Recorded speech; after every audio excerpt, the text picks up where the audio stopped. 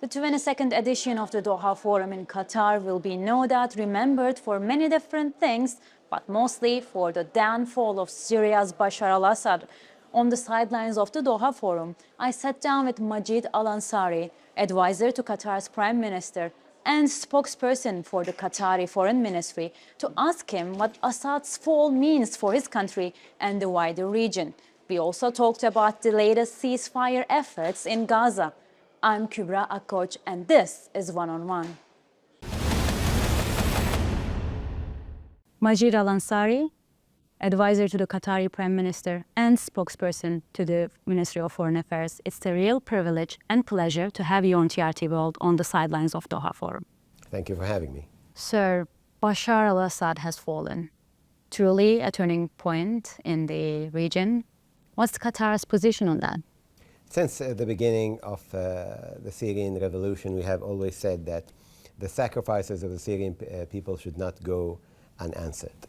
The impunity of the regime, the way that the regime felt emboldened by the status quo in Syria, and the fact that the international community has not been able to hold the regime accountable for its crimes, was not a sustainable situation in Syria, but the regime was under the mirage of sustainability. Today, the reality of the situation, regardless of the details, is that the oppression is no more, the oppressor is no more, and the regime that has failed to provide prosperity and security for its own people is no more. And it's now the time for the international community to right a wrong in the favor of the Syrian people by addressing this issue head on and by engaging with the Syrian people and enabling the Syrian people to have a better future for their children and their children's children. Rebuilding Syria, for no doubt, that will take time. And what are the steps that Qatar is considering to take right now, maybe along with regional allies and partners like Turkey? You know, yesterday we had a meeting here in Qatar between the Astana members and the parts of the Arab Contact Group. The meeting discussed all possible things that we can do collectively together, and I think the coming days and weeks we'll see a lot of meetings and a lot of contacts between our leaders and the leaders of countries in the region and beyond, in order to produce and formulate a plan for the future that is going to enable the Syrian people to rebuild their country and provide the assistance needed from the international community. It is very early very early on now to understand exactly how that is going to happen, exactly what governance model there will be in Syria, and exactly how the international community is going to step up. But the thing that we need to be mindful of right now is that the Syrian people should not be left to their own devices, should not be left without support. It is our role in the international community to provide all possible assistance and to provide them with the agency needed for the Syrian people to rebuild their country. And now if we can quickly move to Gaza, sir. Your country has been extensively involved in mediation efforts, acting actually as a mediator to seal the ceasefire deal lately put forward by President Biden back in May. And since October 7th last year, your country has been working to actually bring a durable solution to end the conflict, like Israeli atrocities across the besieged Strip. And from the Rose Garden, while President Joe Biden announcing the ceasefire deal in Lebanon, hopes went up again, saying maybe something similar can be also applied in Gaza. Is there any hope?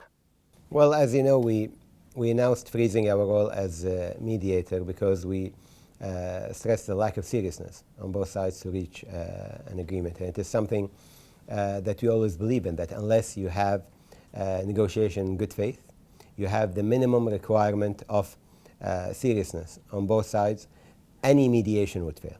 And this is exactly what was happening. Right now we are hearing from the transition team in the US, stressing that a deal needs to be struck now. And that is exactly what we've been saying, that this war needs to end immediately, the atrocities need to end immediately, the bloodshed and the killing needs to stop immediately. There's no way around it. There's no justification for the continuation of this war. And therefore we have re-engaged now with our efforts. I can't put it on a thermometer and tell you exactly what the temperature looks like right now, but what I can tell you is that we remain committed with our partners to make sure that every stone that no stone is left unturned, and that every avenue for peace can be explored. President Biden still says, though, before his term ends, come January 20th, he wants to seal the deal. He said his country would go for another push. He actually named your country, Turkey and Egypt as well, saying those, like along with regional allies, he's going to go for another push before his term ends. Do you still see that we might see some concrete outcomes before his term ends, which is January 20th? Well, we've also heard the transition team of President-elect Trump say that they want this done before President Trump gets into the White House. We want this to be done today before tomorrow, yesterday before today.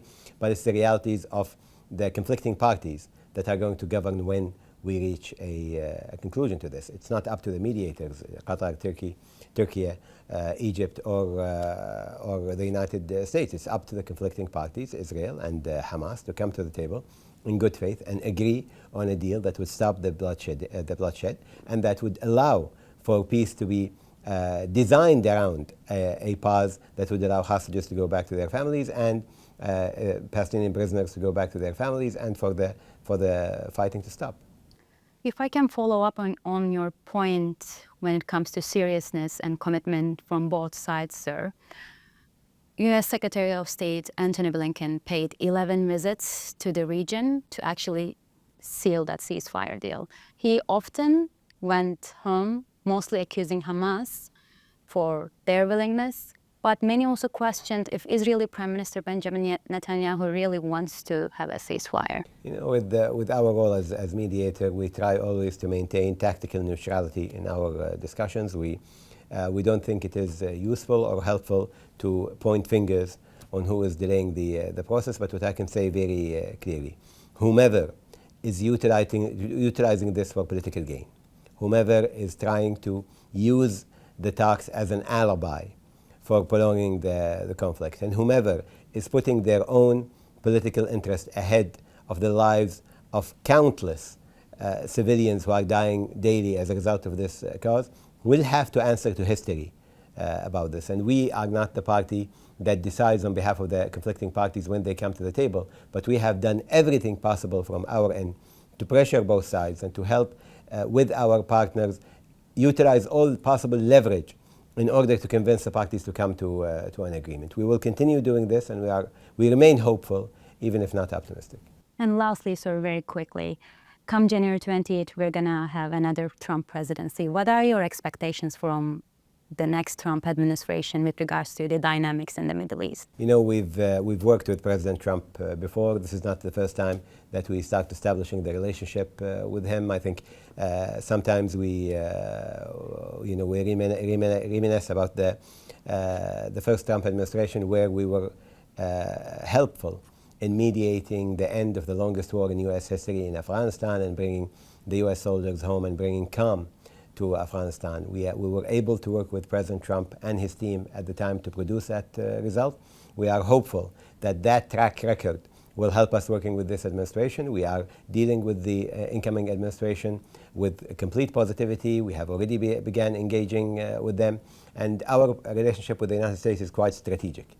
We are a major non-NATO ally. We have a strategic dialogue on an annual basis with the United States, and we have worked with consecutive administrations for decades, with Obama during the Arab Spring, with Trump administration on Afghanistan, with the Biden administration now on the Gaza talks, and we will continue working for the benefit of our peoples and the people of the United States. We look very positively on any administration that would be coming in, including the Trump administration. We are working with them. We will continue to work with them. Our relationship with the United States has always been, as I said, strategic and based on mutual interest. Majed Al-Ansari, thank you very much for joining us here on TRT World. Thank you for having me.